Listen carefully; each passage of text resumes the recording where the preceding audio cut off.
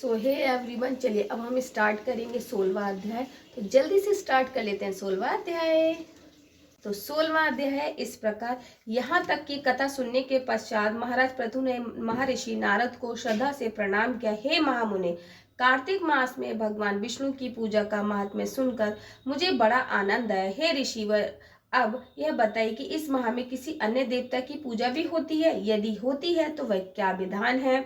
यह सुनकर नारद जी बोले, हे राजन, अश्विन शुक्ल पूर्णिमा को ब्रह्मा जी का व्रत, कार्तिक कृष्ण पक्षमी को चतुर्थी को गणेश जी और अष्टमी को अमावस्या का लक्ष्मी जी का व्रत किया जाता है। जो कुंवारी कन्या सुयोग्य वर की इच्छा से कार्तिक मास की चतुर्थी को गणेश जी का कर्क चतुर्थी व्रत करती हैं, उसे सुयोग्य वर की प्राप्ति होती। यदि विवाहित इस व्रत को करे तो उसका सुहाग अटल रहता है।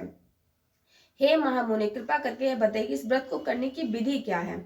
हे राजा पृथु ने पूछा।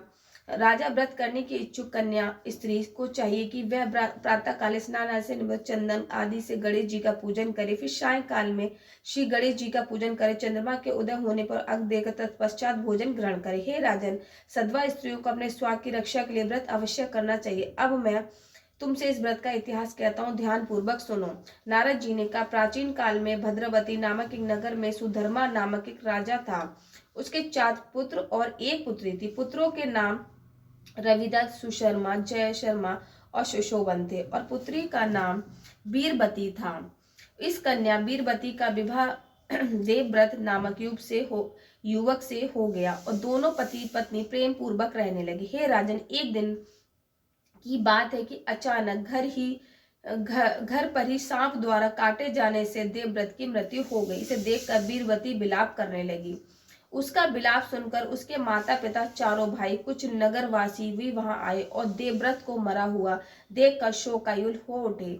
शीघ्र यह समाचार ही राजा का जमाता सर्प के काटे जाने से काल का ग्रास बन गया। पूरे नगर में बात ये जो है फैल गई। उस समय पुलस्त्य मुनि अचानक ही वहां पहुंचे और समाचार पाकर राजभवन गए। उन्होंने देखा कि राजा ने हाथ जोड़कर उनका अभिवादन किया। दुखी स्वर में बोले, हे राजन, कौन से पाप कर्म से मेरी कन्या युवावस्था में ही विधवा हो गई? तब त्रिलोकदर्शी महर्षि पुस्तल ने कहा, हे राजन, संकल्प लेकर भी तुम्हारी कन्या ने भगवान गणेश के व्रत की उपेक्षा की, जिसके कारण यह वैधव्य को प्राप्त हुए। हे राजा, रिद्धि सिद्धि के दाता गणेश जी की जो उपेक्षा करता है वह उसी प्रकार कष्ट पाता है। इस संदर्भ में मैं तुम्हें एक प्राचीन इतिहास सुनाता हूँ। एक समय ब्रह्मा, विष्णु, महेश और इंद्रादि सभी देवते के विनाश का उपाय सोचने के लिए एकाकृत हुए। उस समय ब्रह्मा जी ने कहा कि गणेश चतुर्थी का व्रत संपूर्ण विपत्तियों का विनाश करने वाला है।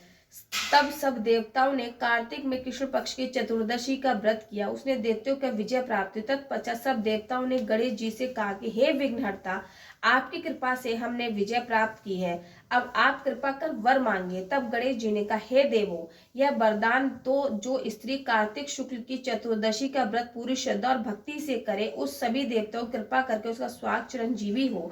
देवताओं ने ऐसा ही वरदान दिया।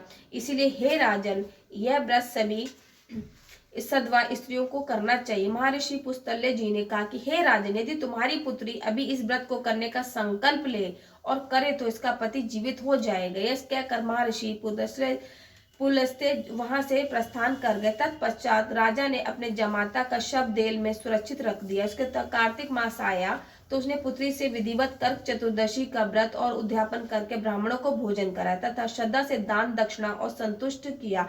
उसके सुफल से उसका मृतक पति जीवित हो उठाई। श्री नारद ने कहा, हे राजन, जो मनुष्य श्रद्धा पूर्वक और विधि विधान से गणेश जी का पूजन करते हैं तथा व्रत रखते हैं, वे हर सुख को भोग कर अंतकाल में देवलोक को प्राप्त हो जाते हैं। तो हमने ये कंप्लीट कर लिया 16वां अध्याय। अब हम बढ़ेंगे 17वें अध्याय की तरफ।